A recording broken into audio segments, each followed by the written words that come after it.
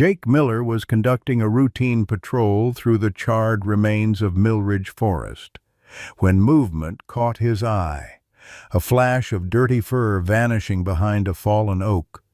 The former Marine had seen plenty during his tours overseas, but nothing prepared him for the sight of the emaciated German shepherd dragging itself away, ribs protruding like cruel fingers through its matted coat.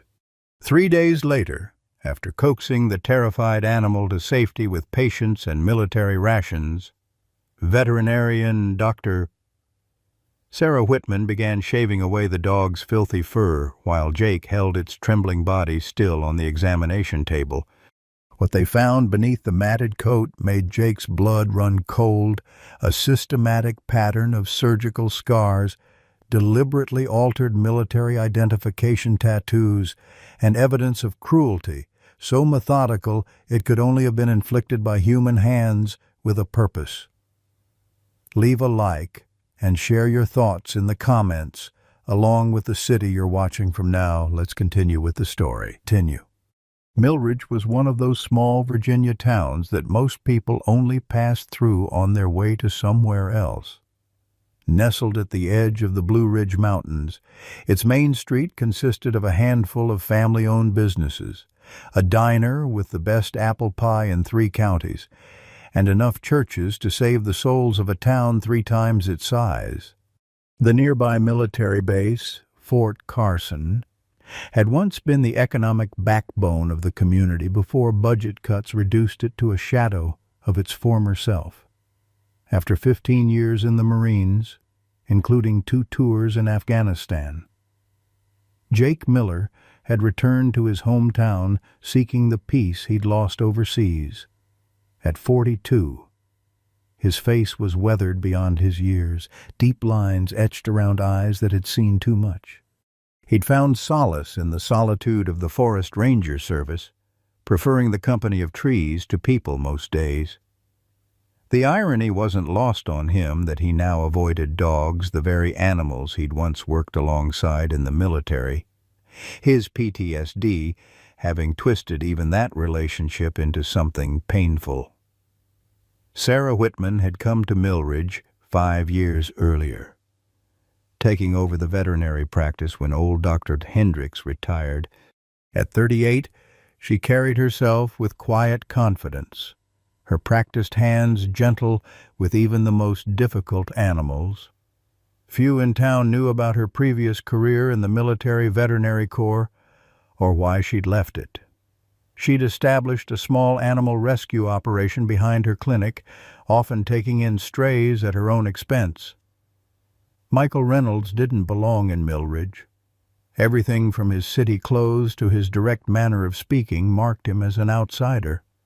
The investigative journalist had made a career exposing government misconduct, driven by the memory of his brother who'd returned from war only to lose his battle with PTSD.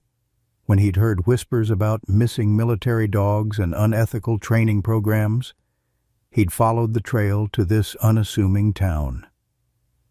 Sheriff Tom Buchanan maintained order in Millridge with a firm but fair approach. The former Army Ranger respected chain of command, but valued justice more. Dr. Robert Crawford, who occasionally volunteered at the Veterans Center, had served as a military physician before retiring to Millridge, and Lisa Parker, whose father had been a decorated war hero, now ran the town's only law practice. Often taking cases pro bono when she believed in the cause, none of them could have imagined how the discovery of one starving German shepherd would connect their lives and unearth secrets some had killed to keep buried. The German shepherd was nothing but skin stretched over bone, a ghost of what such a magnificent animal should be. Jake stood perfectly still, 20 yards away, watching the dog through his binoculars. The animal was trying to drink from a small puddle left by yesterday's rain, its movements painfully slow and deliberate. Every few seconds, it would raise its head, ears twitching nervously, scanning for threats. "I know that feeling, buddy," Jake whispered to himself, recognizing the hypervigilance that never truly left him either. Jake had first spotted the dog while assessing damage from the recent forest fire that had scorched nearly 2,000 acres. Standard procedure: check for hot spots, identify hazardous trees, look for wildlife in distress. He hadn't expected to find a domestic animal this deep in the woods, especially one in such terrible condition. His first instinct had been to call animal control, but something stopped him. The way the dog moved despite its emaciated state suggested training. And those eyes, when they briefly met his across the clearing, held an intelligence that stirred something in his memory.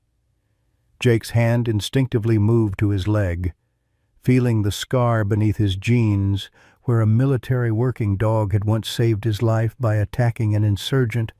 The memory brought back the familiar tightness in his chest, the sensation of not being able to get enough air. He forced himself to take slow, deep breaths, just as his therapist had taught him. His first approach didn't go well. The dog had vanished before Jake could get within 50 feet. Undeterred, he returned to his truck and grabbed his emergency kit, retrieving a can of beef stew he kept for his longer patrols. He set up a small feeding station, food in a shallow depression, fresh water in a collapsible bowl, and a trail camera he normally used for tracking wildlife movements. Jake retreated to a distance and waited. Hours passed. The forest grew dark. Still, he waited, using skills honed during long reconnaissance missions. Shortly after midnight, the dog appeared, circling the feeding area several times before approaching. Jake watched through his night vision monocular as the animal devoured the food in seconds, then lapped desperately at the water. "Someone trained you," Jake murmured as he observed the dog's methodical approach. Despite its starvation, the animal had checked for threats, approached from downwind, and even appeared to create an escape route, behaviors consistent with military training. When morning came, Jake reviewed the camera footage, confirming what he'd suspected. This was no ordinary stray. The precision in its movements, even in its weakened state, spoke of extensive training. And there was something else, a flash of metal on its emaciated neck, possibly a collar or identification tag. Jake considered his options. Animal control would see a dangerous, half-wild dog and make the obvious decision. He couldn't let that happen, not until he understood what this animal's story was. Not until he knew why a dog with military-grade training was starving in his forest. That afternoon, Jake returned with more food and a tranquilizer gun borrowed from the ranger station's wildlife management supplies. He told himself it was because tranquilizing would be safer than trying to capture the dog physically. But deep down, he recognized another truth. He was going back because something in that dog's eyes reflected his own pain back at him. The dog appeared sooner this time, hunger overriding caution. Jake had positioned himself downwind, perfectly still in a natural blind of fallen trees. As the animal lowered its head to eat, Jake whispered something that surprised even himself. "Steady!" The dog's head snapped up, ears forward. Jake felt a chill run through him. He tried another command, one he remembered from his time working with military K-9 units. "Hold!" The dog froze completely, its entire body rigid despite its obvious weakness. Muscle memory from training so ingrained it overrode even the desperate hunger. "I'll be damned," Jake whispered, using a series of commands he hadn't spoken in years. He managed to approach within 10 feet of the animal. The dog trembled violently but held its position, trained obedience fighting against fear and self-preservation. When Jake was close enough to see the dog's eyes clearly, what he saw there broke something inside him. Terror, yes, but also something he recognized intimately, the 1,000-yard stare of a veteran who'd seen too much. This wasn't just a trained military dog. This was a survivor, like him. "I'm going to help you," Jake said softly, knowing it wasn't his words but his tone that mattered. "We've both been through hell, haven't we?" It took hours of patient coaxing, and eventually, the tranquilizer dart, when the dog's fear finally overwhelmed its training. Jake carried the unconscious animal to his truck, disturbed by how little it weighed for its size. Dr. Sarah Whitman was just closing her clinic when Jake pulled up. One look at his face, and another at the bundle in his arms, and she immediately reopened her doors. "What have we got here?" she asked, clearing a space on the examination table. "German Shepherd, male, severely malnourished. Found him in the eastern sector of the forest. He's been out there a while," Jake explained, carefully placing the sedated dog on the table. "He's showing signs of military training." Sarah's hands moved professionally over the animal, checking vital signs. "Dehydrated, significant muscle atrophy, multiple untreated wounds, temperatures low." "How long has he been under?" "About 40 minutes. Used the lowest effective dose." Sarah nodded, respecting his knowledge. "He's in rough shape, Jake. Where did he come from?" "That's what I'd like to know," Jake replied, watching as she inserted an IV line for fluids. "No one's reported a missing dog matching his description." "He wouldn't have survived much longer out there," Sarah said, her fingers gently probing a particularly nasty wound on the dog's hind leg. "This looks infected." "And these marks around his neck, consistent with a collar worn too tight for too long." Jake noticed how she'd tensed at the mention of military training, but decided not to press the issue. "Not yet." "Can he stay here tonight?" Jake asked. Sarah hesitated. "I'm not set up for overnight observation. He needs constant monitoring in this condition." "I'll stay with him," Jake offered, surprising himself. Sarah studied him for a long moment. "You've never struck me as a dog person." "Ranger Miller." Jake couldn't hold her gaze. I'm not. It's complicated. Always is with veterans," she said quietly, with a knowing that made Jake wonder about her own story. "I'll set up a cot in the back room." The local news ran a small piece that evening about the rescued dog, nothing unusual for a small town where actual news was scarce.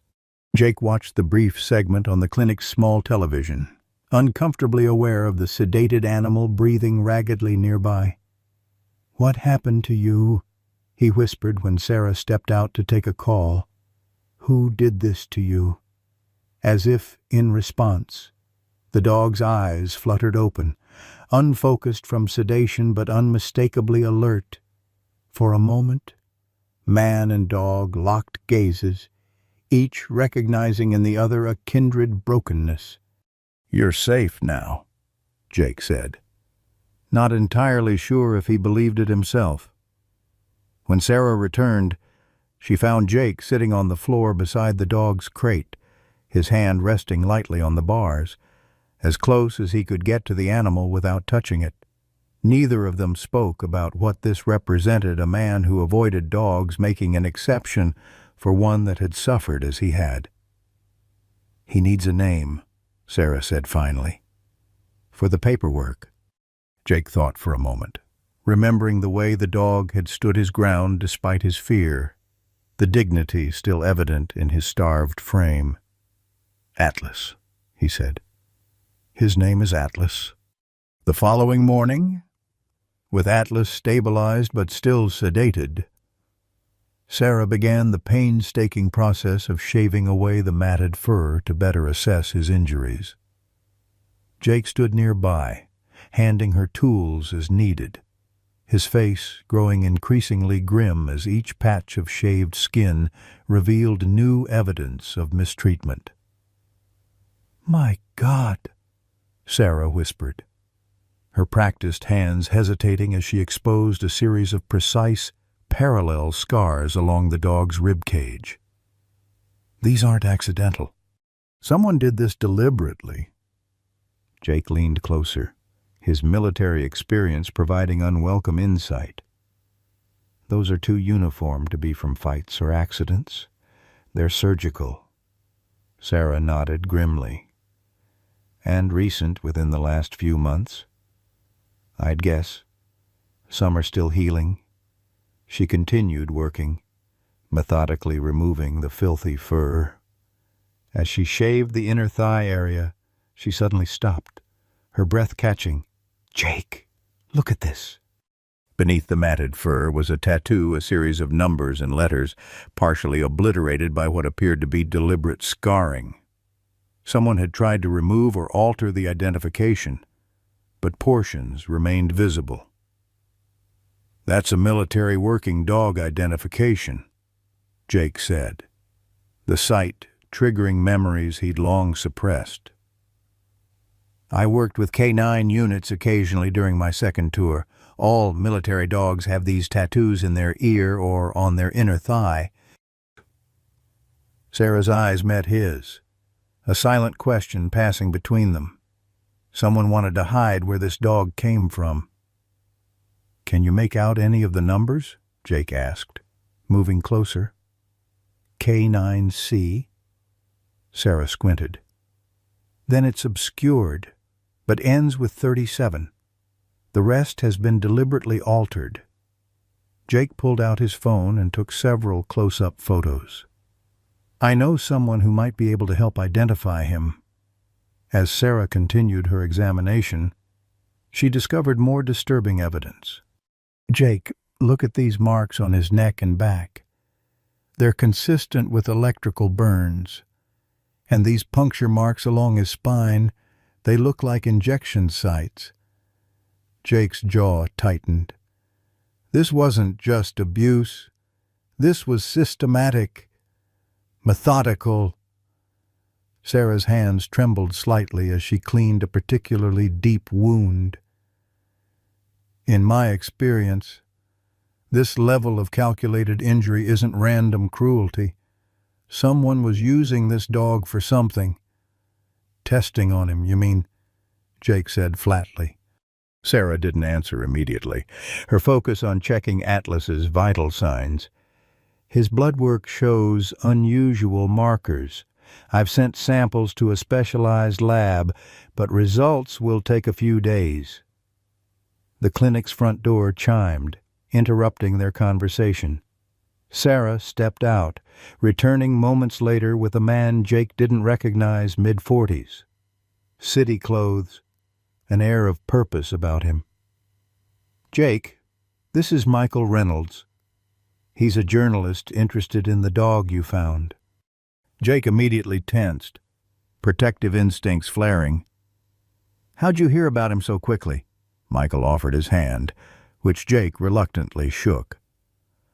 "I monitor police and emergency services channels. Animal rescues don't usually interest me, but when I heard possible military dog mentioned, it caught my attention." "Why would that interest a journalist?" Jake asked, deliberately placing himself between the newcomer and Atlas. Michael seemed to measure his words carefully. "I'm researching a story about military working dogs and what happens to them after their service. Some reports suggest not all decommissioned dogs are being properly retired or adopted out." "You think Atlas was a military dog who slipped through the cracks?" Sarah asked, using the name for the first time in front of a stranger. "Atlas?" Michael raised an eyebrow. "Good name. Strong. And possibly." though his condition suggests something more concerning than neglect. He nodded toward the examination table. "May I?" Jake and Sarah exchanged glances before Sarah nodded.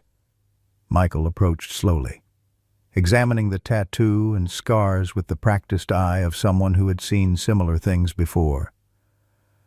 "I've documented cases of military animals being transferred to private contractors after their official service," Michael said quietly. "Not all of these contractors maintain ethical standards." Before Jake could respond, the clinic's phone rang. Sarah excused herself to answer it. When she returned, her expression had changed.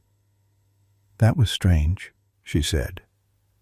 "Someone asking if we'd recovered military property recently. They claimed to be from Fort Carson, but wouldn't leave a name or callback number." Jake's eyes narrowed. "They already know." "Know what?" Michael asked. "That we have Atlas, which means someone's been looking for him." Jake turned to Sarah. "We need to complete his treatment and get him somewhere safe." "Safe from what?" "Exactly," Sarah pressed. Jake sighed, running a hand through his short hair. "I don't know yet. But that tattoo, these injuries, and now this call, something isn't right. I might be able to help," Michael offered. "I have contacts who specialize in military identification systems." Jake studied the journalist, weighing his options. His instincts told him to trust no one, but Atlas needed help beyond what he could provide alone. "Why would you help?" "Because I've been tracking cases like this for over a year," Michael replied. "And because whatever happened to this dog isn't just about animal cruelty, it's about accountability for how we treat those who serve." The conversation was interrupted by a knock at the clinic's door. Sheriff Tom Buchanan stood outside, his expression unreadable. "Sheriff," Sarah greeted him, opening the door. "What brings you by?" "Got a call from Fort Carson this morning," Buchanan said, stepping inside and nodding to Jake. "Military police asking about a dog that might have been found in our jurisdiction. Described it as government property that needs to be returned." "That's interesting timing," Jake commented. "Thought so myself," the sheriff agreed. "Especially since they were remarkably vague about why this particular dog was important. Said it was a matter of national security." His gaze shifted to Atlas on the table. "I assume this is the animal in question?" Sarah nodded. "He was found starving in the forest. As you can see, he's been subjected to what appears to be systematic abuse." Sheriff Buchanan moved closer, examining the dog's condition with a frown. "I served before joining law enforcement. Worked with military dogs. This isn't standard treatment. Not by a long shot." "So what did you tell them?" Jake asked. "That I'd look into reports of stray dogs and get back to them." The sheriff met Jake's gaze directly. "Bought you some time, but not much. They're sending someone tomorrow." Jake made a decision. "He needs to be moved tonight. Somewhere they won't think to look." "My cabin," Sarah offered. "It's remote, up in the hills. I use it as a quarantine facility sometimes for the rescue." Sheriff Buchanan sighed. "I didn't hear any of this. Officially. I'm still looking for the dog in question."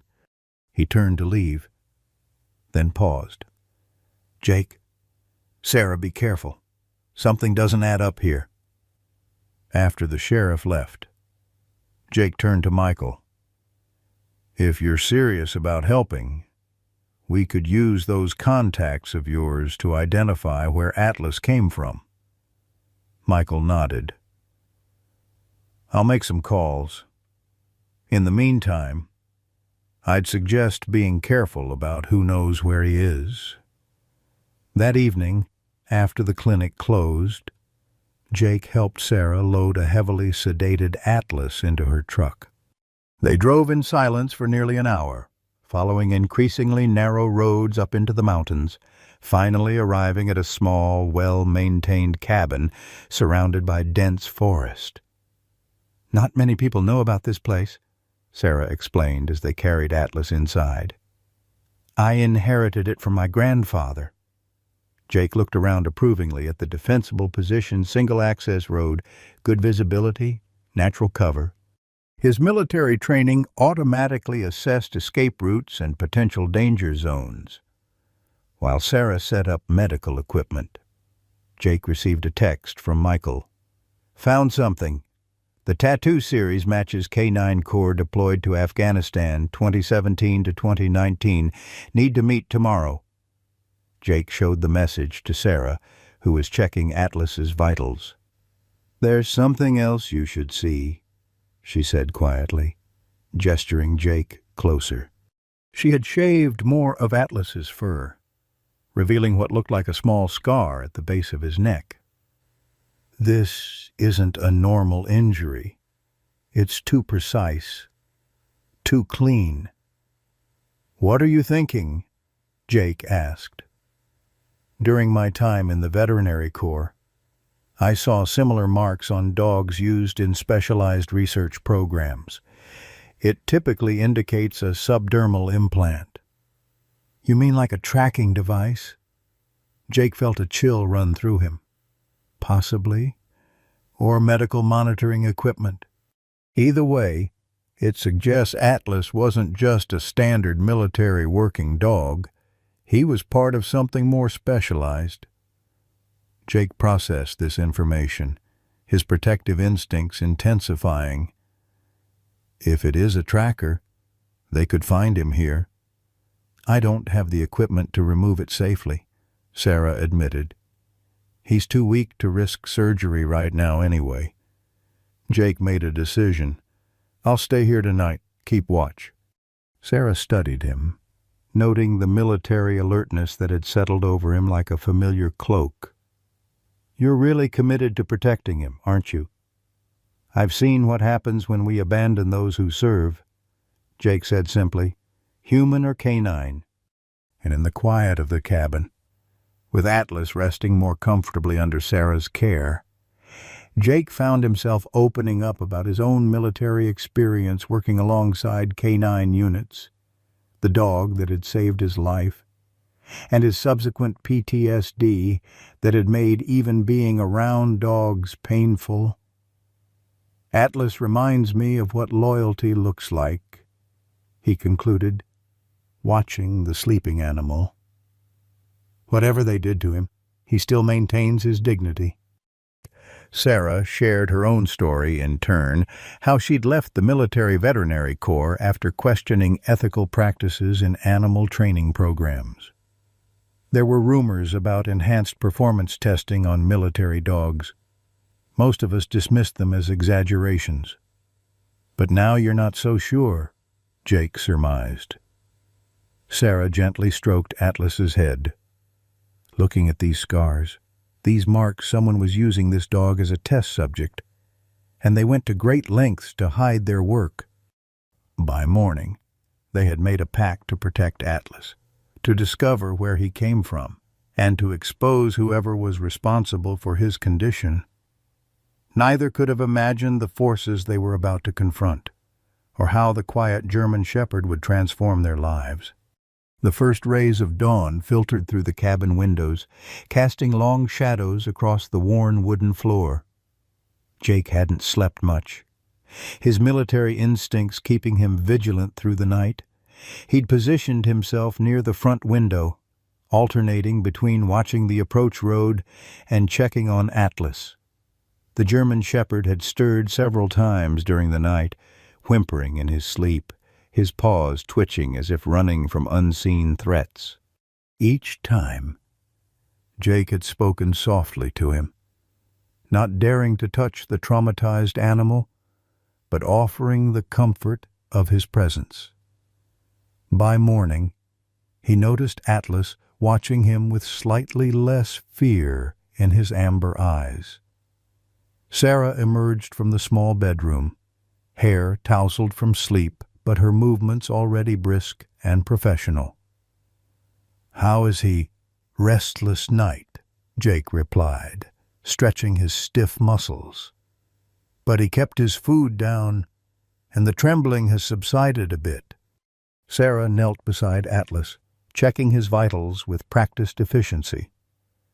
"Temperature's normalizing, pulse is stronger."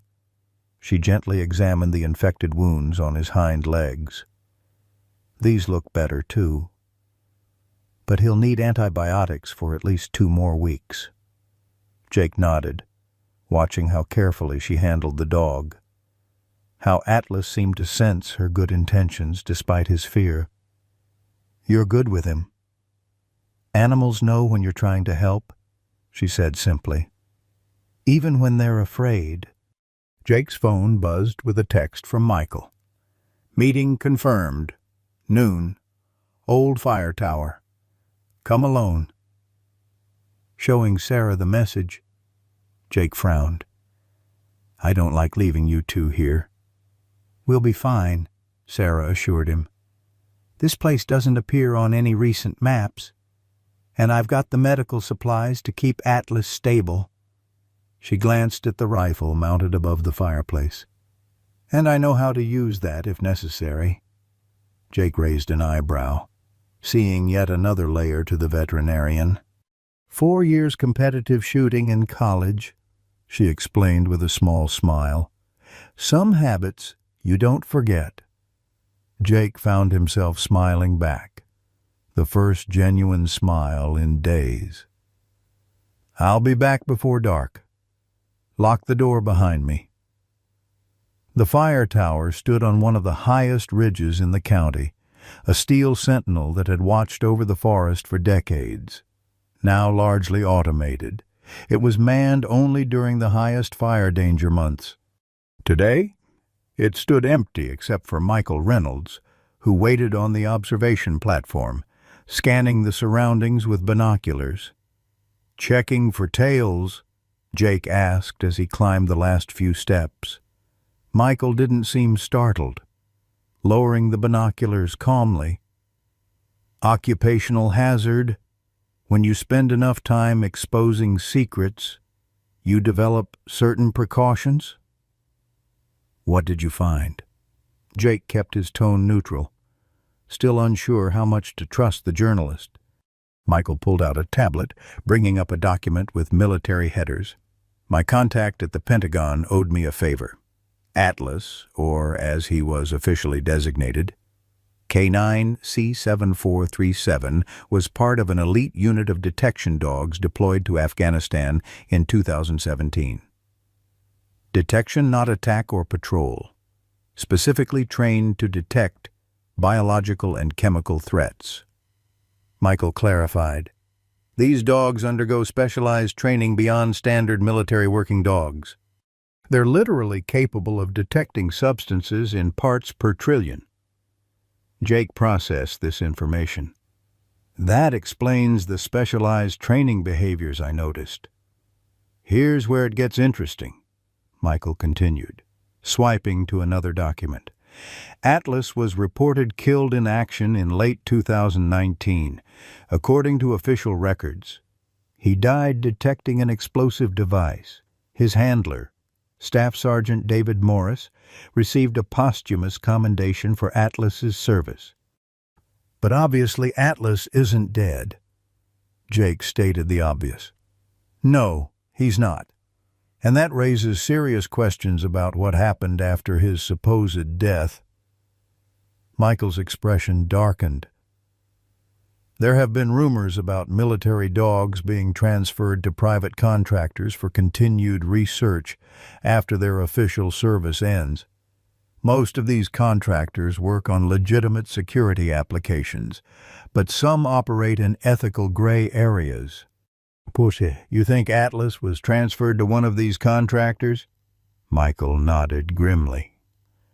My working theory is that Atlas was selected for an extended research program because of his exceptional detection abilities. Something happened. Maybe he was injured. Maybe the program was shut down, and instead of properly retiring him, someone dumped him. Someone who took the time to alter his identification first, Jake pointed out. Exactly. They didn't want him traced back to them. Michael hesitated. There's something else.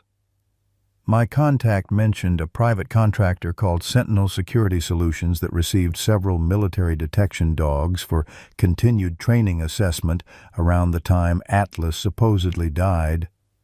Jake felt a chill that had nothing to do with the mountain air. Where is this contractor based? They have a facility about 60 miles from here, Michael replied. Very private, very secure. They specialize in innovative security solutions according to their website.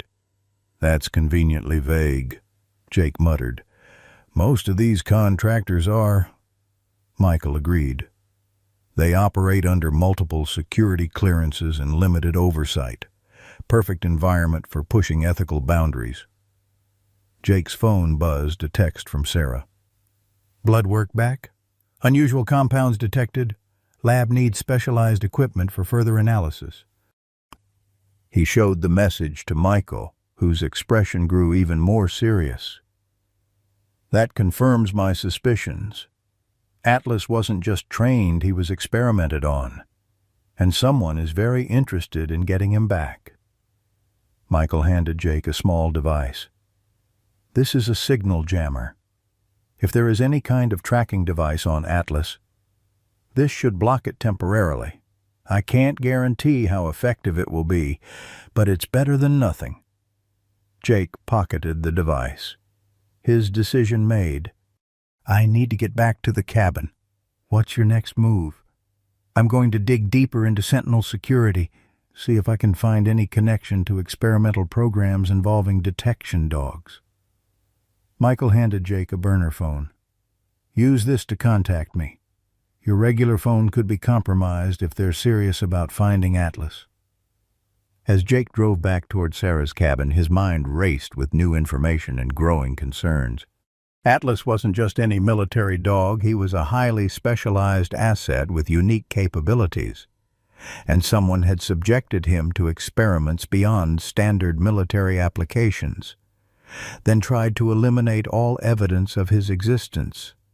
The question was why and who was looking for him now.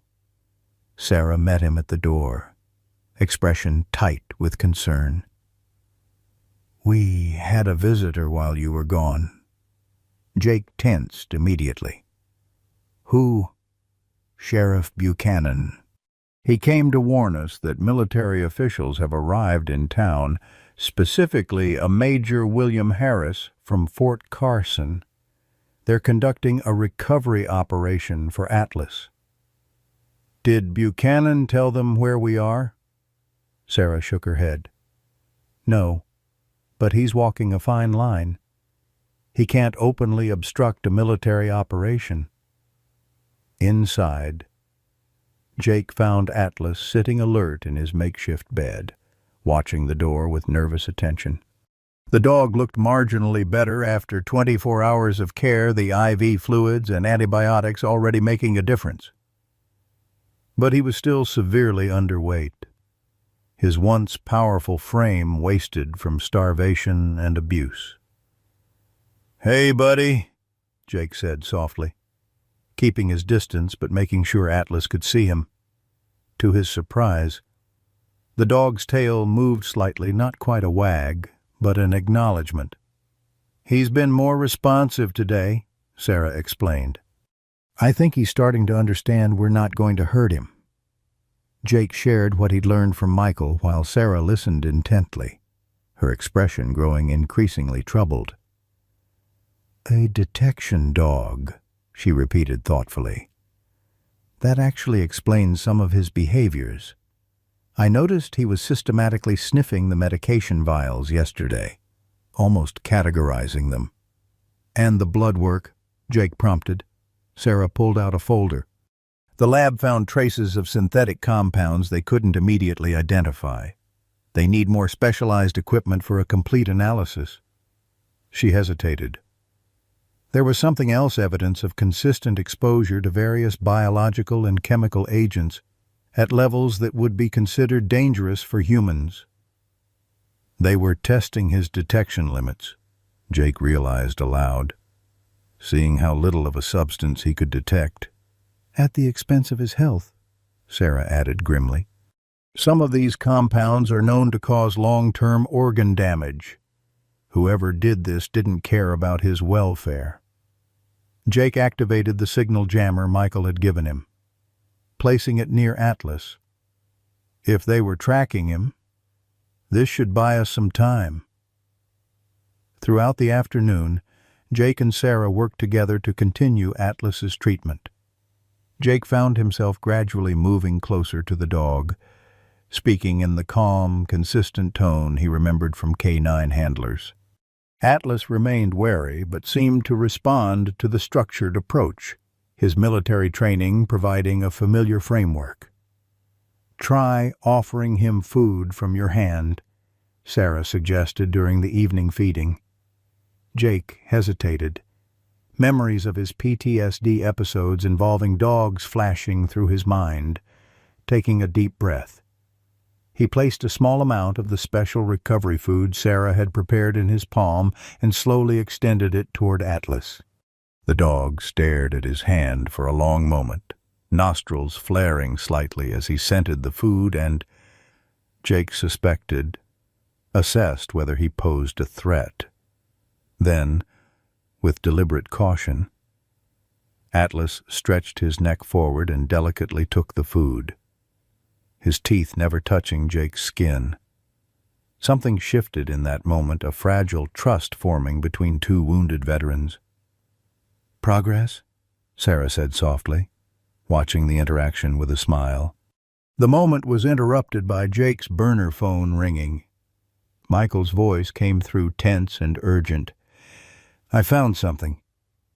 Major Harris isn't just here to recover Atlas. He's here to cover up evidence. Sentinel Security Solutions was running a classified program testing enhanced detection capabilities in military dogs. The program was officially terminated 3 months ago after concerns about ethical violations, but my sources suggest some elements continued unofficially." "That would match the timeline of Atlas's injuries," Sarah commented, listening in. "Exactly. And here's the kicker. Harris was liaison to Sentinel before his current assignment. He signed off on the transfer of several decommissioned military working dogs, including one matching Atlas's identification number." Jake exchanged glances with Sarah. "So he's personally implicated if any mistreatment comes to light?" "Precisely. This isn't just about recovering military property, it's about burying evidence." Michael paused. "There's more. They've expanded the search perimeter.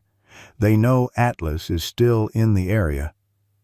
We need to move him," Jake decided immediately. "Not yet," Sarah countered. "He's still too weak for transport. Moving him now could set back his recovery." "Then we need a better hiding place," Jake insisted. "And we need allies." The following morning, Dr.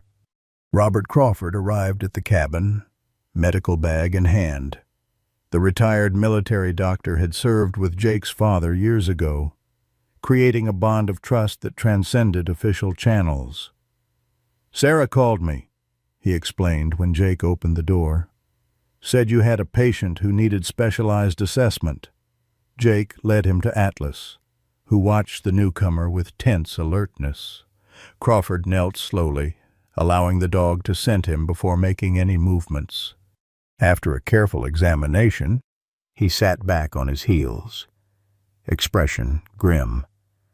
"I've seen these patterns before," he said quietly.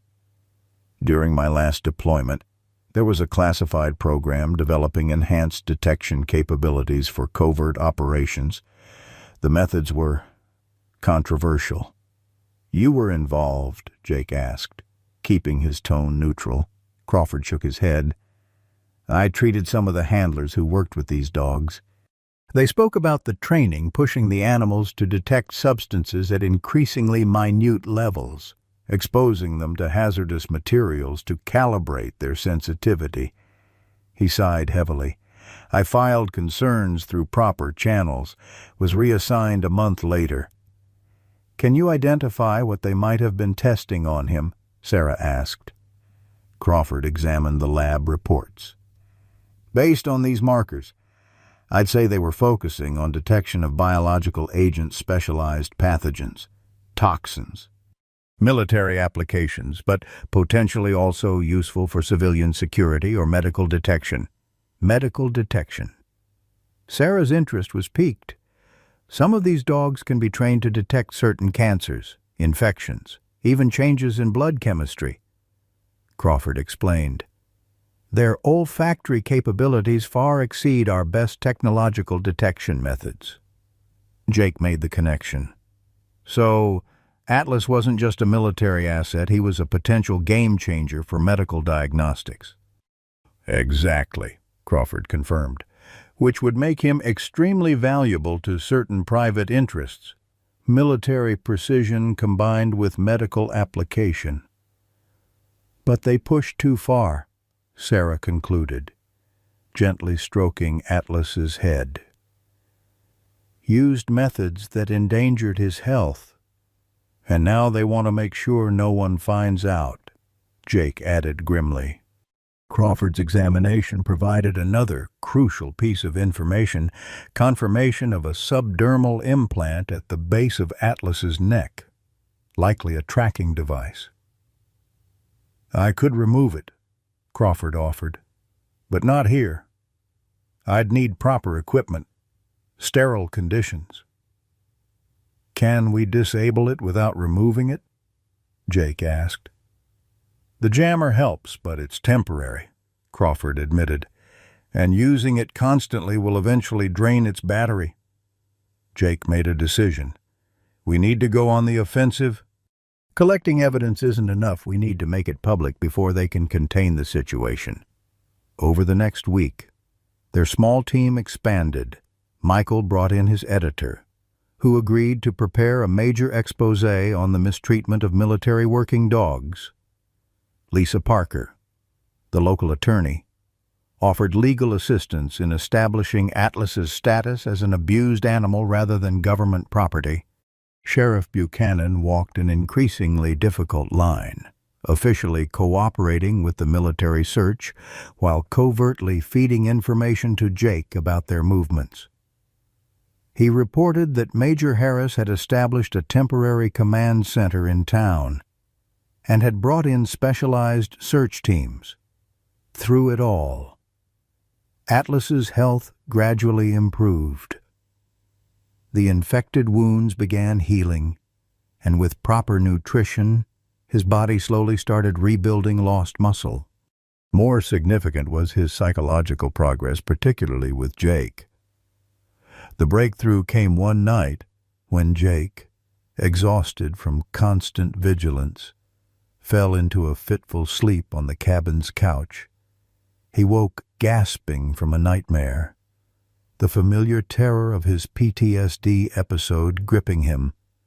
As he struggled to regulate his breathing, he felt a weight settle carefully beside him. Atlas, who had dragged himself from his bed to sit vigilantly next to Jake. The German shepherd made no attempt to touch him, but simply sat alert, as if standing guard against the invisible threats that haunted Jake's dreams. It was exactly what military working dogs were trained to do for handlers experiencing distress. Tears filled Jake's eyes as he recognized what was happening. Despite everything humans had done to him, Atlas was still trying to fulfill his purpose: to protect, to serve. We'll protect each other now, Jake whispered, cautiously placing his hand on Atlas's head. The dog leaned slightly into the touch, a profound moment of trust that moved something deep in Jake's wounded soul. Sarah found them like that in the morning, man and dog side by side, both finally sleeping peacefully. She captured the moment with her phone, evidence of healing that went beyond physical recovery. "I've been thinking," she said later over coffee, showing Jake research she'd compiled. Atlas's detection abilities could be redirected toward medical applications. There are legitimate programs training dogs to detect cancers, seizures, even COVID during the pandemic. "You're thinking about his future," Jake realized. Sarah nodded. "He deserves a purpose that honors his abilities without exploiting them. And the evidence of his mistreatment could help establish better protocols for all working dogs." Michael arrived that afternoon with crucial news. "My editor is ready to publish. We have documentation linking Major Harris to the unauthorized continuation of Project Sentinel after it was officially terminated. But we need something definitive, something that proves Atlas was part of the program and shows the extent of the mistreatment." "His medical records," Sarah suggested, "and testimony from someone who was directly involved." "Which we don't have," Jake pointed out. "Not yet," Michael agreed. "But I've made contact with a former technician from Sentinel who's willing to talk. They're scared, but they're also troubled by what they witnessed."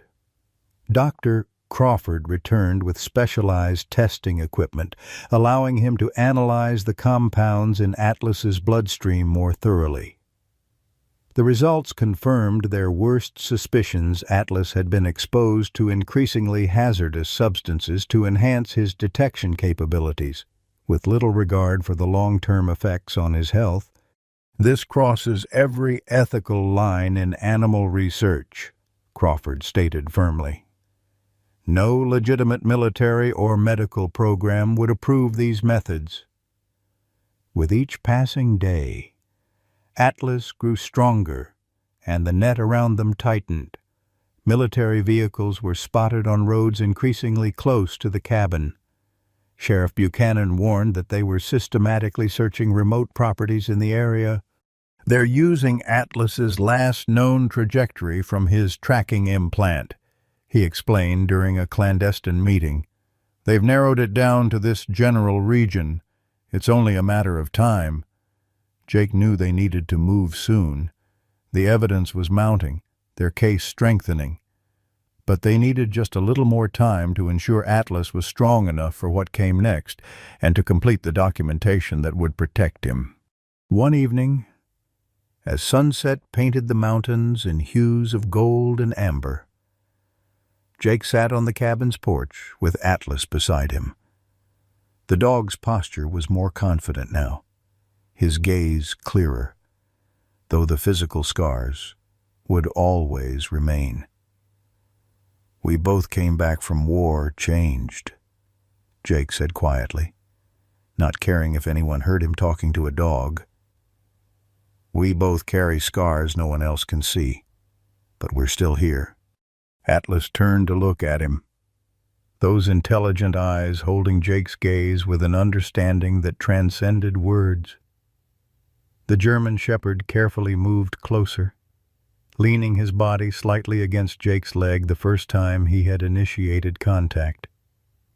Jake felt something unlock in his chest, a tightly guarded pain he had carried since Afghanistan. In trying to save Atlas, he had unknowingly begun saving himself. Inside the cabin, Sarah watched the moment unfold through the window, her own eyes damp with emotion. She'd seen many animals recover from abuse, but nothing quite like this, two wounded souls healing each other. She didn't interrupt, understanding the significance of what was happening. Instead, she returned to her work, documenting every aspect of Atlas's condition, building the case that would not only save him but potentially change how military working dogs were treated. What none of them realized was that Major Harris was already closer than they thought, and he wasn't just looking to recover a valuable military asset. He was desperate to eliminate evidence of a program that could end multiple careers, including his own. The next phase of their plan would require perfect timing, absolute trust, and courage from all of them, especially Atlas, who would face his abusers one final time. Dawn broke over the mountains with a threatening crimson glow, the kind old-timers called a sailor's warning. Jake stood at the cabin window, scanning the surrounding forest with the heightened awareness that had kept him alive in combat zones. Something felt wrong. The birds had gone quiet, and the usual morning rustling of small animals in the underbrush was conspicuously absent. Atlas sensed it too. The German shepherd had risen from his bed, ears forward, body tense as he positioned himself between Sarah and the door. His recovery over the past weeks had been remarkable. He'd gained weight, his coat beginning to fill in with proper nutrition, and many of his wounds had healed to pink scars. But more impressive was his psychological transformation. The terrified, broken animal Jake had found in the forest had gradually revealed himself to be intelligent, vigilant, and fiercely protective of the humans who had saved him. "They're coming," Jake said quietly to Sarah, who was gathering Atlas's medical records and documentation. She nodded, face calm despite the danger. "The signal jammer's battery died overnight. We knew this might happen." Jake's burner phone vibrated with a text from Sheriff Buchanan. "Military vehicles heading your way. ETA 20 minutes. Harris leading personally." Time to move, Jake decided, gathering their essential supplies. They had prepared for this moment, developing contingency plans, escape routes, rally points. The lessons of Jake's military training applied perfectly to their current situation when retreating from a superior force. You needed clear communication, multiple fallback positions, and most importantly, a purpose worth fighting for. Sarah knelt beside Atlas, securing a specially designed vest over his still thin frame. It wasn't body armor, but it would keep his medical supplies and documentation secure during transport. "You ready for this, boy?" she murmured. Receiving a steady gaze in response, Jake watched their interaction with a surge of protective determination. In the weeks they'd spent caring for Atlas, something had shifted between him and Sarah as well. Working together, sharing the small cabin. United by their mission, it had created a bond he hadn't experienced since his military days, a trust that went beyond professional respect. "Michael's waiting at the rendezvous point," Jake confirmed, checking the burner phone one last time before removing its battery. "Crawford has the clinic prepared if we need emergency medical support." They moved quickly, but methodically, loading essential supplies into Sarah's truck. Atlas followed Jake's commands with military precision, staying close, moving when directed, maintaining vigilant awareness of their surroundings. Just as they were preparing to leave, the sound of vehicles approaching echoed through the trees. Heavy engines, multiple vehicles not bothering to disguise their approach. Either they were confident in their authority, or they didn't care about the element of surprise.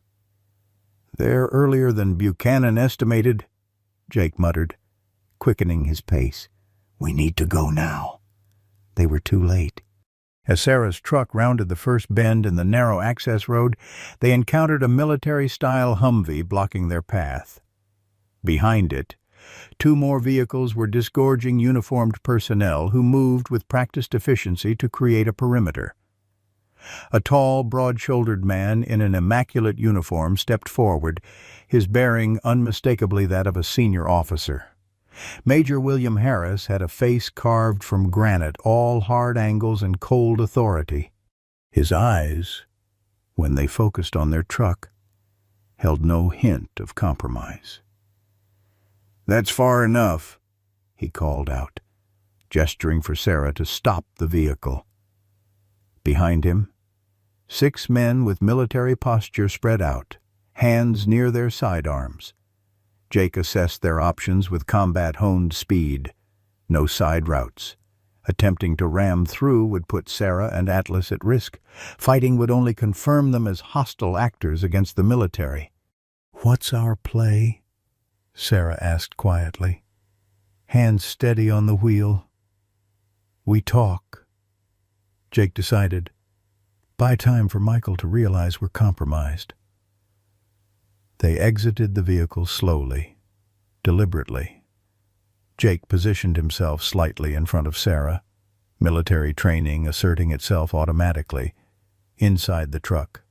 Atlas remained hidden under a blanket in the back seat, as they had planned for this contingency.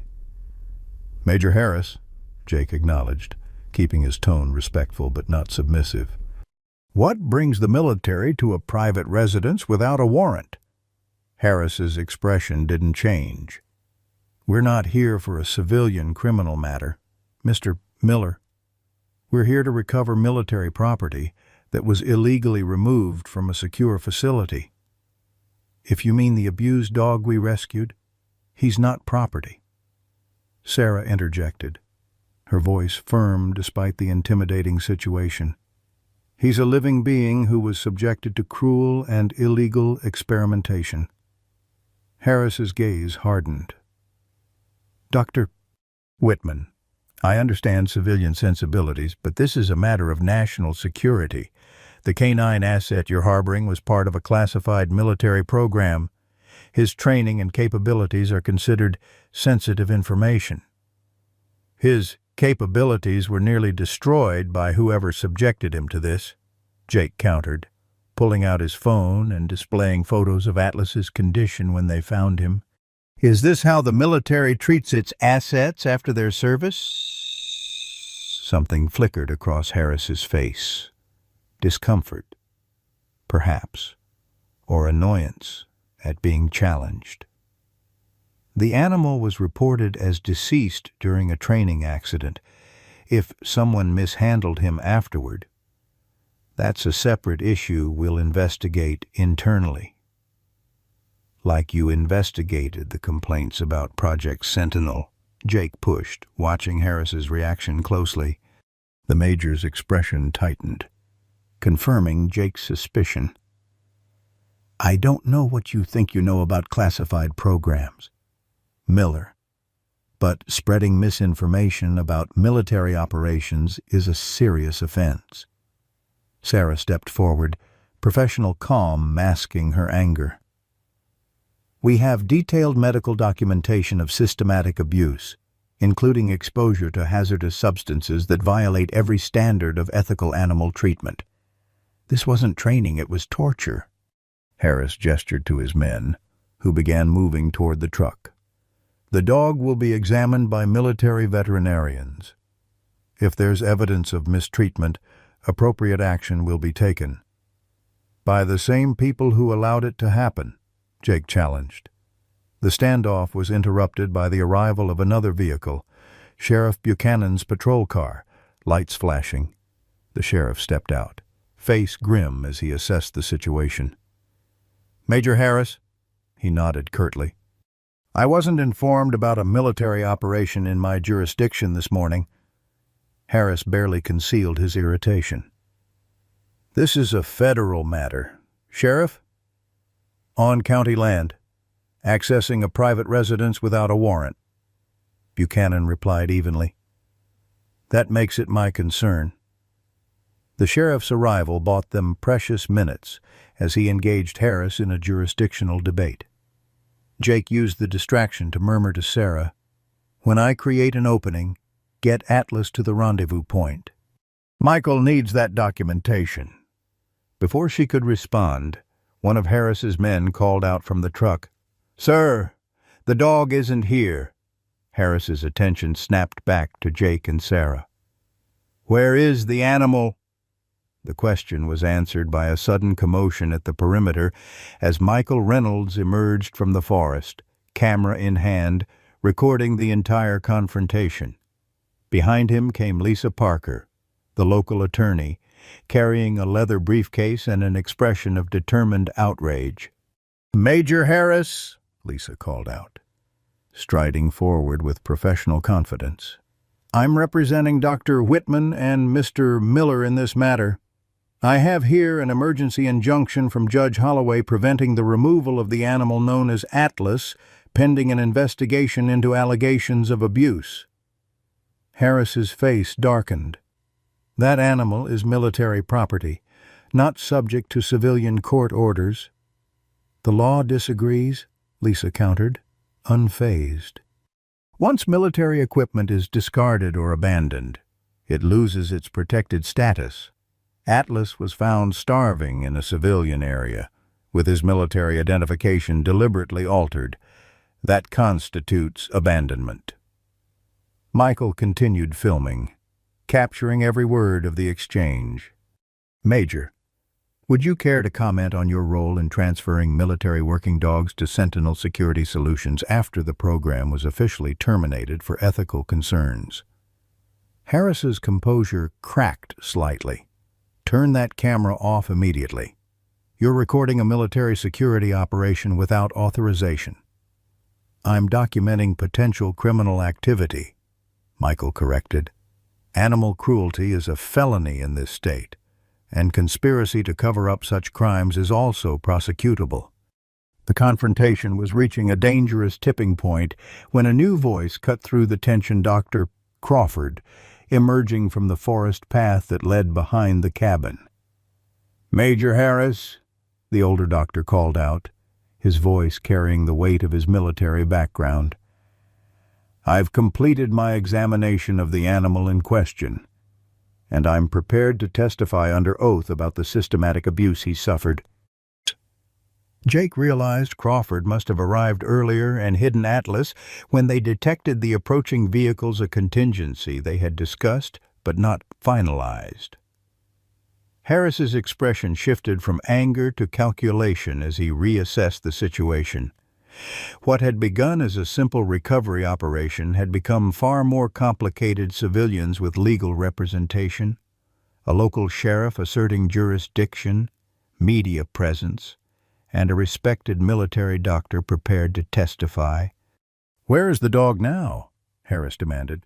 "Safe," Crawford replied simply. "And thoroughly documented physical condition, blood work, evidence of experimental procedures. I've already submitted my findings to both the State Veterinary Board and Military Oversight Committee." Jake watched Harris processing this information, seeing the moment when the major realized his position was untenable. The story was already escaping his control. If he pushed harder, he risked greater exposure. "This isn't over," Harris stated flatly. "That animal contains classified training that cannot be allowed in civilian hands." "That animal has a name," Sarah countered. "And Atlas deserves justice for what was done to him." The standoff broke when Sheriff Buchanan received a radio call, his expression changing as he listened. "Major, I've just been informed that Judge Holloway has expanded her injunction. Not only is the dog to remain in Dr. Whitman's care pending investigation, but your search team is ordered to leave private property immediately." Harris stared coldly at each of them in turn. "You have no idea what you're interfering with." "Actually, we do," Michael replied, holding up his camera. "And so will the public once this story breaks." With reluctant fury, Harris ordered his men to stand down. As the military vehicles prepared to depart, he approached Jake one last time, speaking quietly so only Jake could hear. "You were military, Miller. You understand that sometimes difficult decisions must be made for the greater good. Jake met his gaze steadily. "I also understand that how we treat the vulnerable human or animal defines who we are. Atlas served honorably. He deserved better than to be used and discarded." Harris's jaw tightened. "This crusade of yours will have consequences." "I'm counting on it," Jake replied. After the military contingent departed, Crawford led them through the forest to a small hunting blind he'd prepared. There they found Atlas, alert and watchful, the documentation secure in his vest. "He never made a sound," Crawford said with admiration. "Even when the search team passed nearby, his training held." Jake knelt beside Atlas, checking him for any signs of stress from the morning's events. The German shepherd pressed his head briefly against Jake's hand, a gesture of trust that would have been unthinkable weeks ago. "What happens now?" Sarah asked, looking between Michael and Lisa. "Now we go public," Michael replied. "My editor is standing by. With Crawford's documentation and my investigation, we have enough to force an official inquiry." Lisa nodded in agreement. "Judge Holloway has granted temporary custody of Atlas to Dr. Whitman as his treating veterinarian. It's not permanent, but it gives us time to fight for his legal status."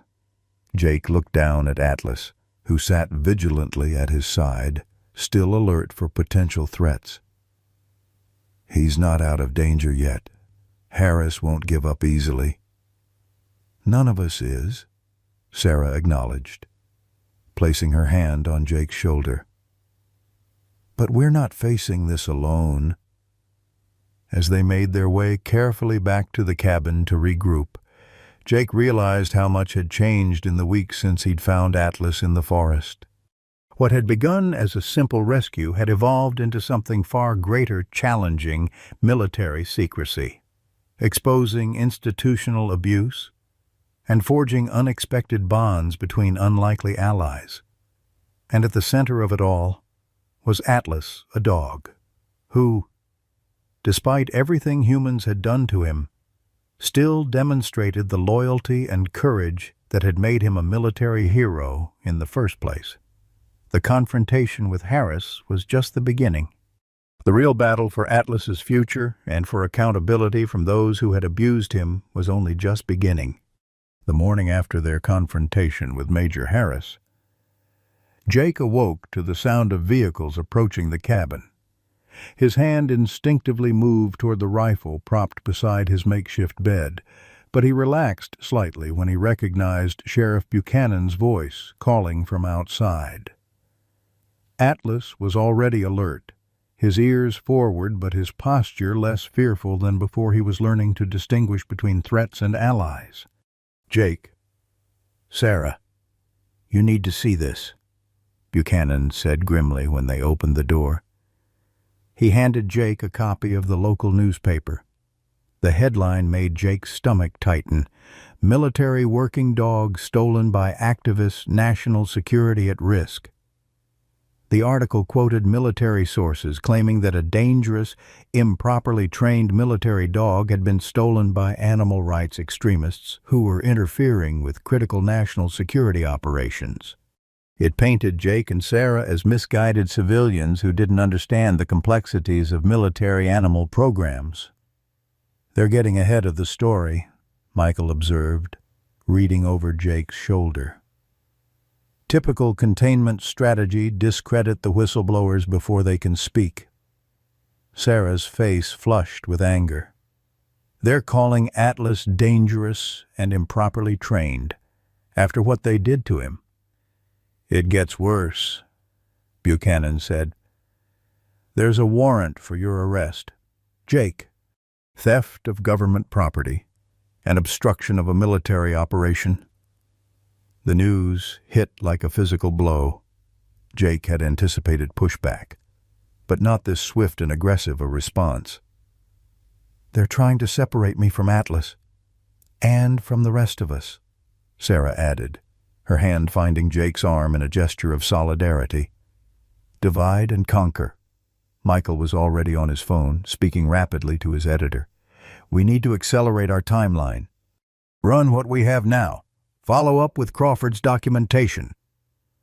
Lisa Parker arrived 30 minutes later, her usual professional composure strained by urgency. "I've filed motions to quash the warrant, but we're fighting an uphill battle. They're claiming military jurisdiction." Jake looked around at their small group, the unexpected allies who had rallied around a starving, abused dog. "I won't let them take him back. Not after everything he survived." "Well, you won't have to," Sarah assured him, her voice steady despite the fear he could see in her eyes. "We have documentation. We have witnesses. We have the law on our side." But as the day progressed, it became clear their legal position was more precarious than they'd hoped. Judge Holloway's injunction was challenged at the federal level. The State Veterinary Board, initially supportive of Sarah's animal cruelty claims, received pressure from unknown sources to stay out of matters of national security. By evening, Dr. Crawford arrived with more troubling news. "They've frozen my military pension pending an investigation into unauthorized disclosure of classified information. They're sending a message to anyone else who might speak out." Jake felt the walls closing in. Every avenue they pursued seemed to be blocked by the invisible hand of military authority and bureaucracy. His jaw tightened as he watched Atlas, who lay near the fireplace, eyes constantly moving between the humans in the room as if trying to understand their distress. "They're going to win, aren't they?" Sarah asked quietly when they stepped onto the porch for a private moment. "They have resources we can't match." Jake looked out at the darkening forest, feeling the weight of what they were facing. "Maybe. But that doesn't mean we stop fighting." Michael's exposé went live the next morning, a powerful piece documenting Atlas's condition when found, featuring interviews with Crawford about standard military dog treatment versus what Atlas had endured. It included carefully redacted portions of military documents showing the transfer of decommissioned working dogs to Sentinel Security Solutions. For a brief, hopeful moment, it seemed public opinion might turn in their favor. The story was picked up by several national outlets. Social media erupted with outrage over Atlas's treatment. Veterans groups issued statements condemning the abuse of military working dogs. Then came the counterpunch.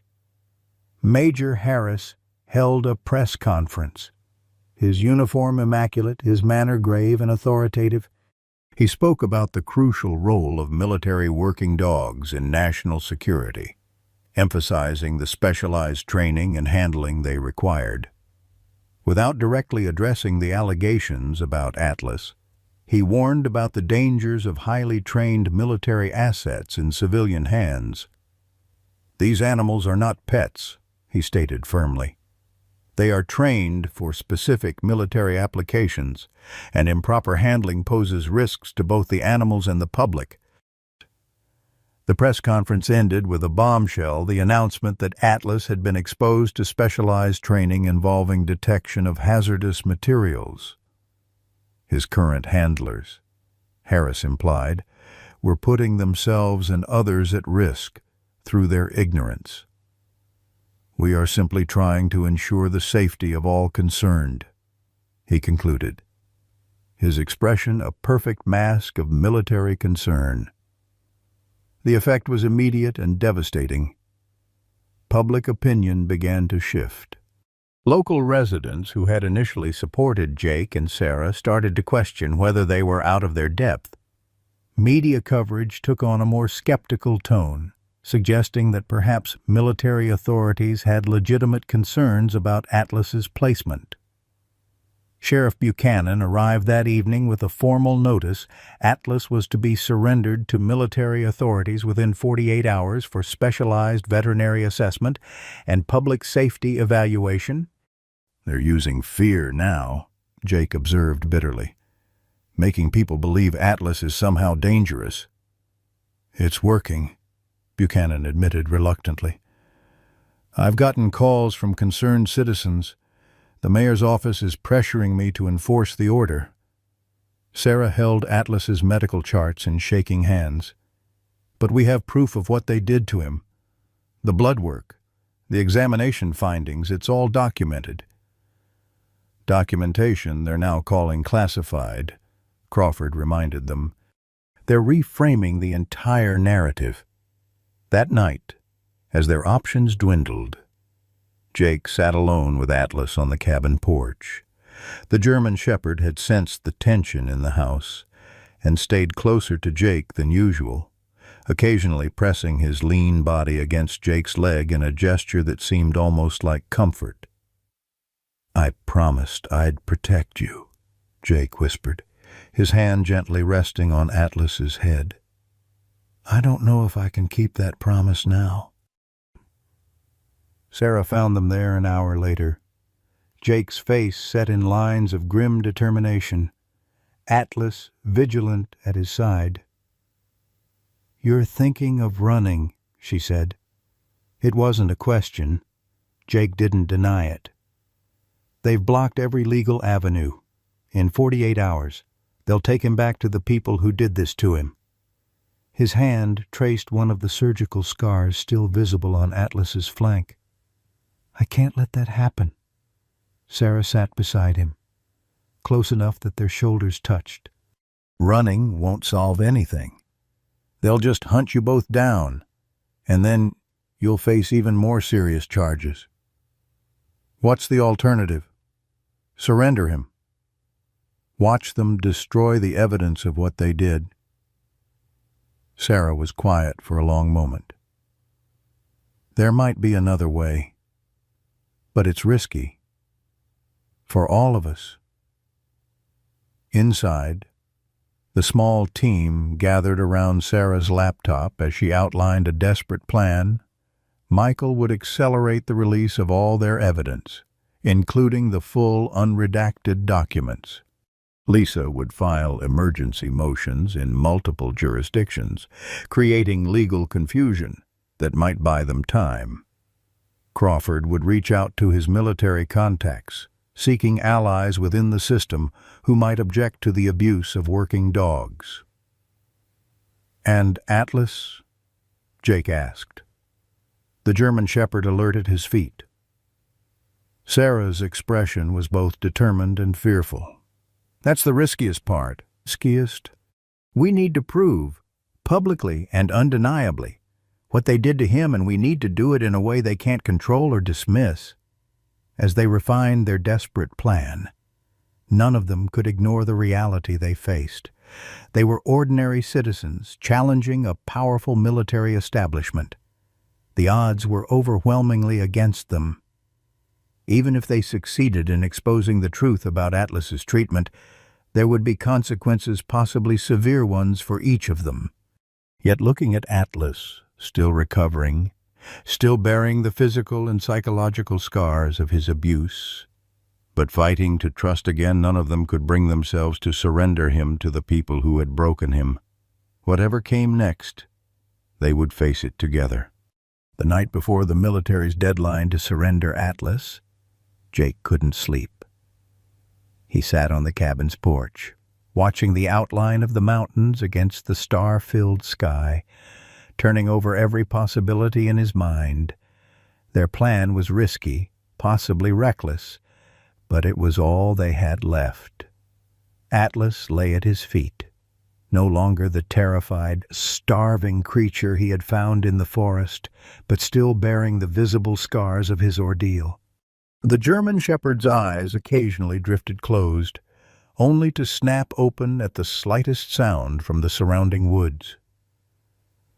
We've both spent too much time looking over our shoulders, Jake murmured, gently placing his hand on Atlas's head. The dog pressed slightly into his touch, a small gesture of trust that would have been unthinkable weeks ago. The screen door creaked as Sarah stepped out, wrapping a blanket around her shoulders against the mountain chill. Wordlessly, she sat beside Jake, close enough that he could feel her warmth. For several minutes, they sat in companionable silence, both drawing strength from the other's presence. "Are you sure about tomorrow?" she finally asked, her voice barely above a whisper. Jake nodded, his expression resolute. "It's our only shot. If Harris gets Atlas back behind closed doors, we'll never see him again, and all evidence of what they did disappears with him." Sarah leaned slightly against his shoulder. "I keep thinking about what Crawford said, about Atlas's specialized training, the medical detection capabilities. Yes, it makes sense of so many of his behaviors, the way he systematically checks objects. His unusual focus on medicine vials." She hesitated. "I've been running additional tests on those blood samples from Atlas. There are markers consistent with exposure training for specific pathogens, compounds used to teach detection dogs to identify diseases." Jake turned to look at her, understanding dawning. "That's why they're so desperate to get him back. It's not just about covering up the abuse, it's about his capabilities. Atlas isn't just any military dog. Jake, he's possibly one of the most advanced biological detection animals ever trained. And instead of using that ability to help people, they pushed him beyond his limits, exposed him to dangerous substances, and then discarded him when he became inconvenient." The revelation added a new dimension to their understanding of Atlas's value and the forces aligned against them. This wasn't just about animal cruelty. It was about specialized military assets and potentially lucrative applications in medical or security fields. Morning arrived with a sense of grim determination. Their small team gathered in the cabin's main room, finalizing the details of their desperate plan. Michael checked his camera equipment while Lisa organized the legal documents they would need. Dr. Crawford prepared a medical kit specifically for Atlas, anticipating various contingencies. Sheriff Buchanan arrived just after sunrise, his expression grave. "Military police set up a checkpoint on the main road into town. They're not being subtle anymore." "Then neither will we," Jake replied, securing Atlas's specialized vest. The German shepherd stood alertly beside him, sensing the tension in the room, but remarkably calm given the circumstances. Their plan was audacious in its simplicity instead of hiding or running. They would take Atlas directly to the most public venue possible, the town's annual Veterans Appreciation Day ceremony, scheduled for that morning in the Central Plaza, with hundreds of witnesses, including many former military personnel. They would demonstrate Atlas's legitimate detection capabilities while simultaneously revealing the truth about his mistreatment. "Harris won't expect a frontal assault," Jake explained. "He's anticipating evasion or resistance, not a public confrontation." Using back roads and forest paths known only to locals, their convoy made its way toward town. Jake rode with Atlas in Sheriff Buchanan's vehicle, while Sarah, Crawford, and Lisa followed in a separate car. Michael had gone ahead to ensure media coverage and to coordinate with veterans groups who had expressed support after his initial article. As they approached the town, Buchanan's radio crackled with reports of military vehicles establishing positions at key intersections. "They're setting up a perimeter," the sheriff observed grimly. "Harris must have informants. He knows we're making a move."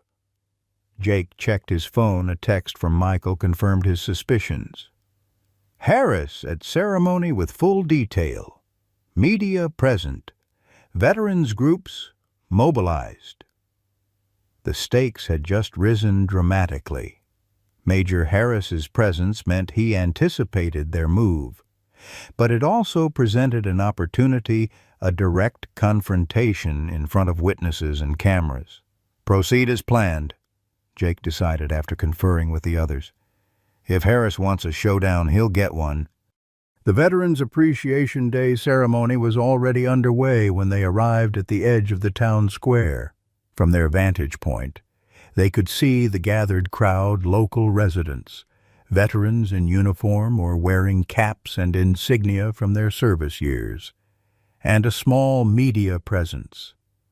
On the central stage, the mayor was delivering opening remarks, flanked by various officials, including, prominently, Major Harris in his immaculate dress uniform. Jake knelt beside Atlas, looking directly into the dog's intelligent eyes. "This is it, buddy. Time to show everyone what you can really do." Sarah joined them, securing the final components of Atlas's vest, which now contained not only his medical documentation, but also several carefully prepared scent samples Crawford had assembled. These samples would allow them to demonstrate Atlas's extraordinary detection capabilities in a controlled, public manner. "Remember," Crawford cautioned one final time, "even though his training was corrupted by what they did to him, his core capabilities are still intact. If anything, his detection abilities are hypersensitive." With Sheriff Buchanan leading the way, they moved through the peripheral crowd toward the central plaza. Jake and Atlas walked side by side, the German Shepherd's posture alert but calm, trained to maintain composure even in chaotic environments. Several veterans noticed them immediately, recognition and respect in their eyes at the sight of a military working dog. Word spread quickly through the crowd. The mayor faltered in his speech as attention shifted toward the back of the gathering. On stage, Major Harris's expression darkened as he spotted Jake with Atlas. Michael intercepted them partway through the crowd, camera already recording. "Harris brought reinforcements," he warned quietly. "Military police stationed around the perimeter. They're waiting for the ceremony to end before moving in." "Then we don't wait," Jake decided. With deliberate purpose, their group moved forward through the parting crowd. Sarah and Crawford flanked Jake and Atlas, with Sheriff Buchanan and Lisa Parker providing an official presence. As they approached the stage, the mayor stopped speaking entirely. Uncertain how to proceed, Major Harris stepped forward, his face a mask of military authority. "Mr. Miller," he called out, voice carrying across the suddenly hushed gathering, "I believe you have property that needs to be returned to military custody." Jake stopped in the center of the plaza, Atlas steady beside him. The German Shepherd's eyes were fixed on Harris, recognition visible in his tense posture. "I don't have any property to return, Major," Jake replied, his voice equally clear. "But I do have a military veteran who deserves recognition on this Veterans Appreciation Day." "See?" Murmurs spread through the crowd as Jake unzipped his jacket, revealing his own military service insignia. "As a former Marine, I understand the significance of service and sacrifice. Atlas here served his country with distinction as a specialized detection dog in Afghanistan." Harris's jaw tightened. "That animal is military property, and you are interfering with national security by keeping him property." Dr. Crawford stepped forward, his own military background evident in his bearing. "Is this how we now classify those who serve?" He turned to address the crowd directly. "I am Dr. Robert Crawford, formerly Lieutenant Colonel with the Army Medical Corps. What you're witnessing today is not just about one dog, it's about accountability for how we treat all who serve, human or animal." Sarah moved forward, holding up medical documentation with photographs. Atlas was found starving in the forest 3 weeks ago, abandoned after being subjected to experimental procedures that violated every standard of ethical treatment. One of Harris's military police officers began moving toward them, but was blocked by several veterans who had moved protectively closer to Atlas. "The dog is dangerous and requires specialized handling," Harris insisted, his composure beginning to fray as he lost control of the situation. "Dangerous?" Jake challenged. "Or valuable because of what he can do and what he represents." At a signal from Jake, "Doctor." Crawford opened his medical kit and removed several sealed containers. Atlas was trained as a specialized biological detection dog capable of identifying diseases and pathogens with incredible accuracy. But instead of using that ability to save lives, he was pushed beyond ethical limits, exposed to harmful substances, and then discarded when the program faced scrutiny. To demonstrate, Crawford carefully opened one container and placed it among several identical ones. Without command, Atlas immediately focused, moving methodically between the containers before sitting precisely in front of the one containing the scent marker, showing his training remained intact despite his ordeal. The crowd watched in amazement as Atlas repeated this demonstration with increasingly difficult detection challenges. Each time identifying the correct target with flawless precision. "This is the animal they're calling dangerous," Sarah addressed the crowd, her voice carrying clear emotion. "His only danger is to those who abused him and want to hide the evidence." Major Harris's face had gone rigid with barely controlled fury. "This is a classified military matter."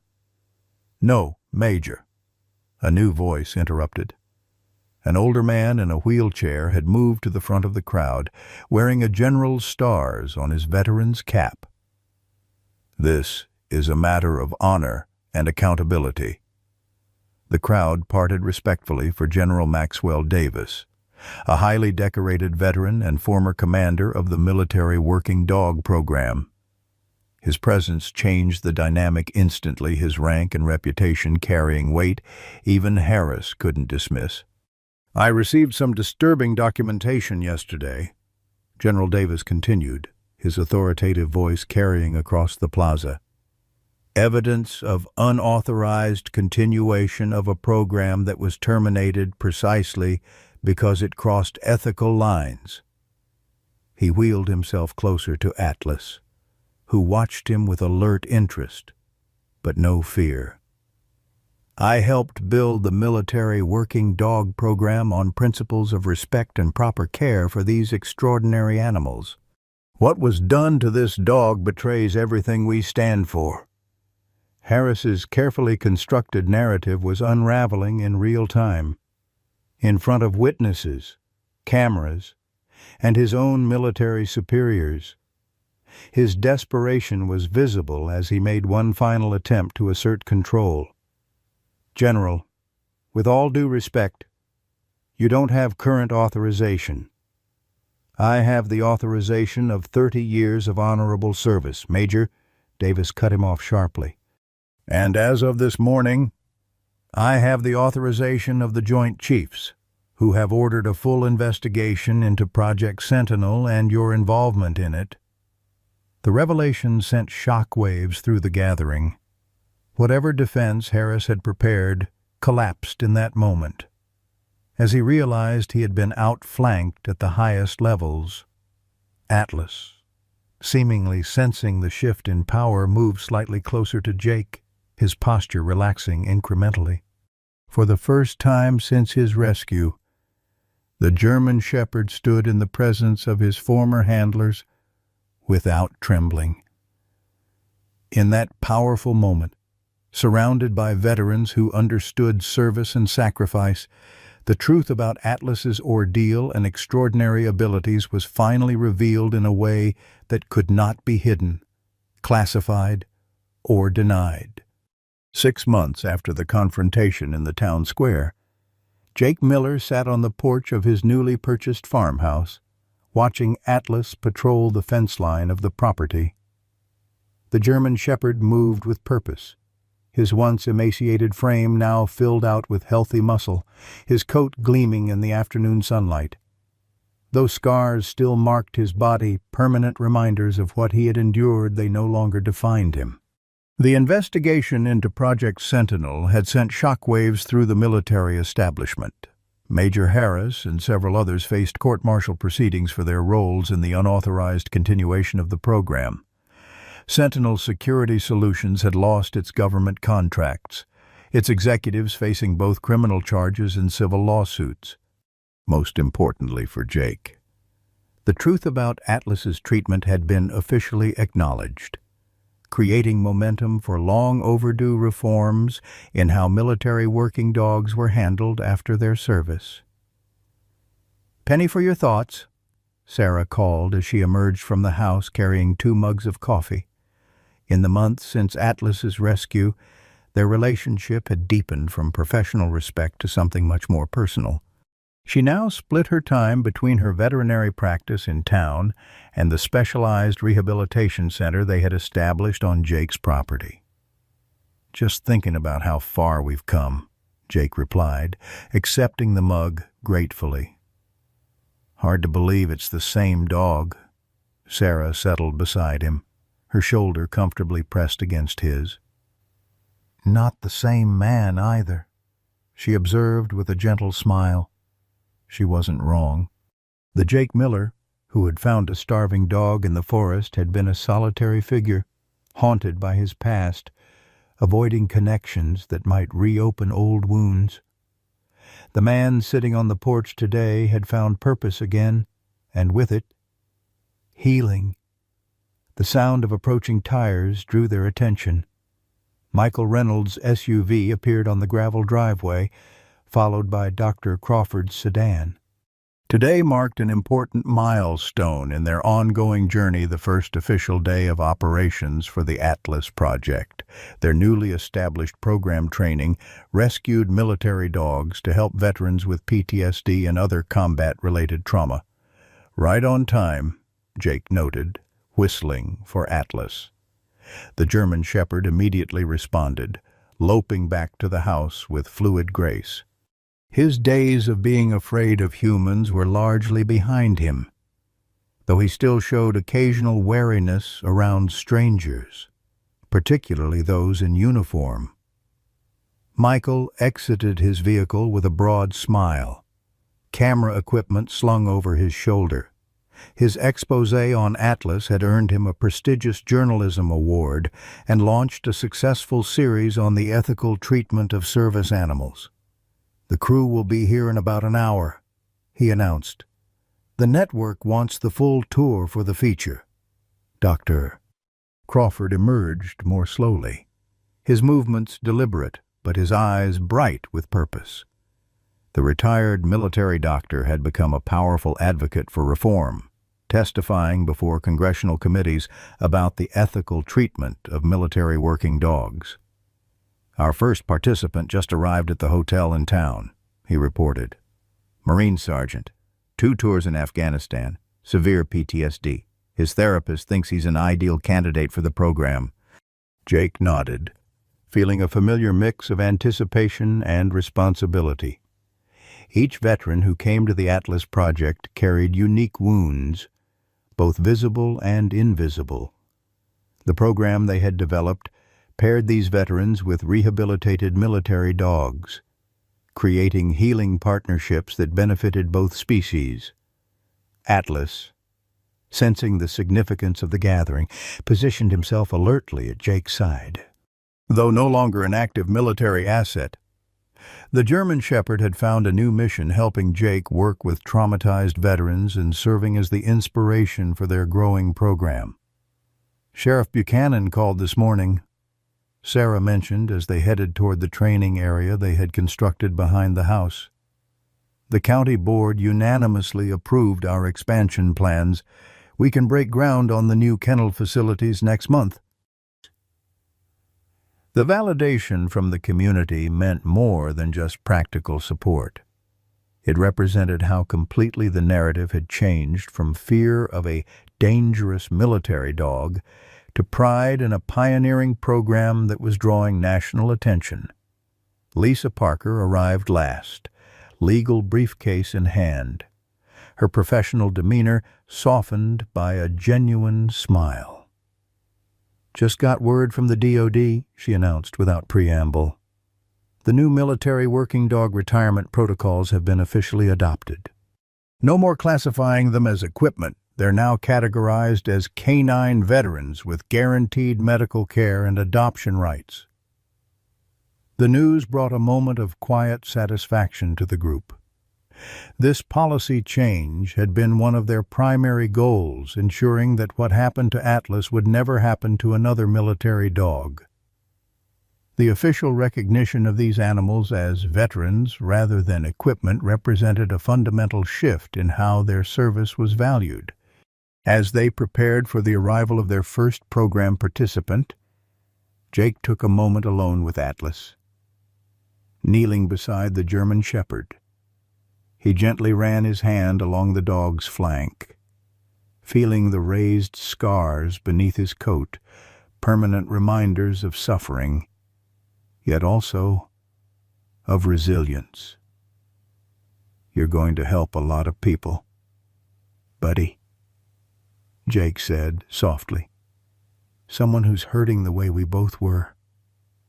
Atlas's intelligent eyes held Jake's gaze, a connection that transcended words. Both had survived their personal hells and emerged changed, but unbroken. Now they would use that shared experience to help others find their way back.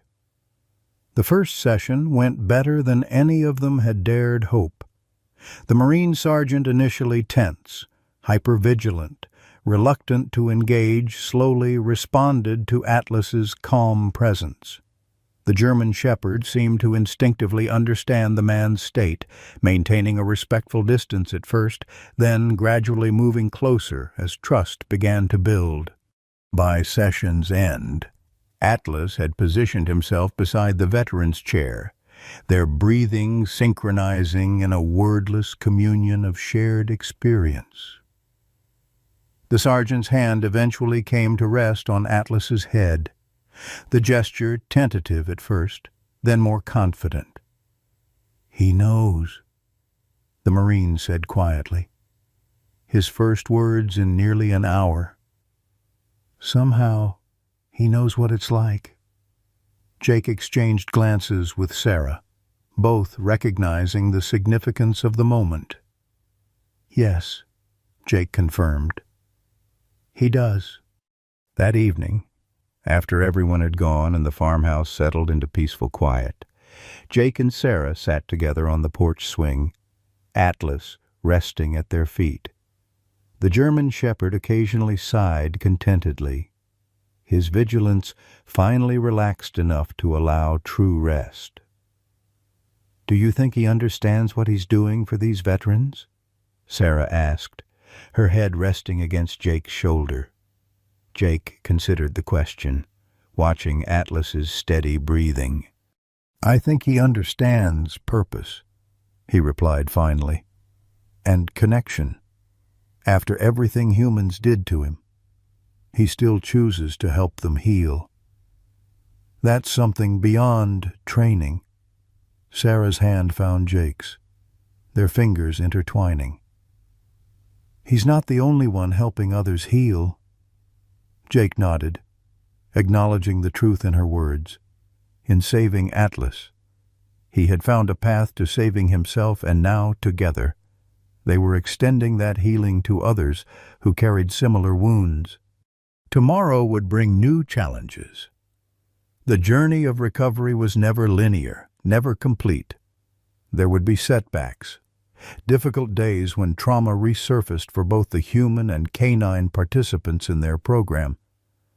But looking at Atlas once broken, now purposeful, Jake felt something he had almost forgotten: hope. As darkness settled over the farm, Atlas lifted his head, alert to a sound only he could hear. Finding no threat, He settled back down with a contented sigh, pressing slightly against Jake's leg in a gesture of trust and companionship. "Who would have thought," Sarah murmured, "that a starving dog no one believed would survive would change so many lives?" Jake smiled, watching the stars emerge above the mountains where their journey had begun. "Sometimes the most broken among us have the most to teach about healing." Atlas, as if understanding the sentiment, thumped his tail once against the porch boards, a simple affirmation of life, continuing despite all odds. When I first discovered Atlas, a once proud German shepherd abandoned in our forests, I never imagined how deeply his story would touch our community. This magnificent military hero had been discarded after years of service, his body bearing the scars of unimaginable cruelty. Like many of us who've served our country only to feel forgotten, Atlas carried invisible wounds that ran even deeper than his physical ones.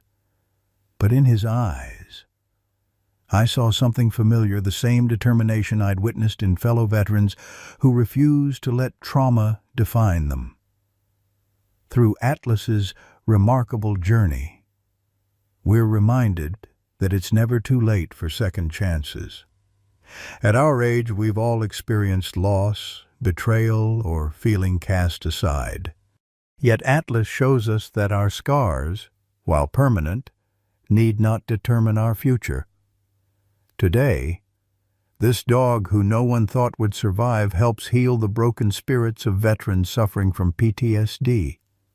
His greatest gift isn't his extraordinary intelligence or even his loyalty. It's his capacity for forgiveness and his willingness to trust again.